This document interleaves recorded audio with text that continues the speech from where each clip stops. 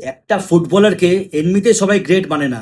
যখন 2010 সালে কলম্বিয়াতে বন্যা হয়েছিল, তখন হাজারের থেকে বেশি লোক ঘরছাড়া হয়ে গেছিল। তখন ওই সময় কলম্বিয়ান ফুটবলার ফ্যাবিয়ান ভার্গাস লা লিগাতে খেলছিল। তখন ওর একটা ফ্রেন্ড এসে ওকে বলে যে তুমি কি তোমার জার্সিটা ডোনেট করবে, ওটা আমরা অকশন করে ফান্ড কালেক্ট করব, যাতে সবার হেল্প করা যায়।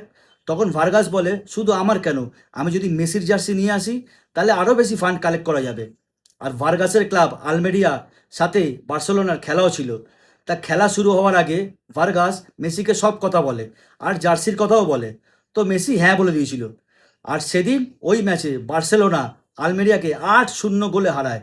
তো ভার্গাস ফার্স্ট স্টেশনে সোজা ড্রেসিং রুমে চলে যায়, আর মেসির থেকে জার্সি নেওয়াও ভুলে যায়।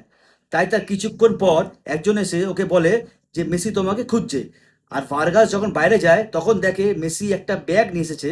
আর মেসি ভার্গাসকে বলল এখানে কিছু জার্সি আছে, তুমি নিয়ে নাও। আর ভার্গাস যখন ওই ব্যাগ খোলে তখন ওই ব্যাগে বার্সার সব বড় প্লেয়ার্সের জার্সি ছিল।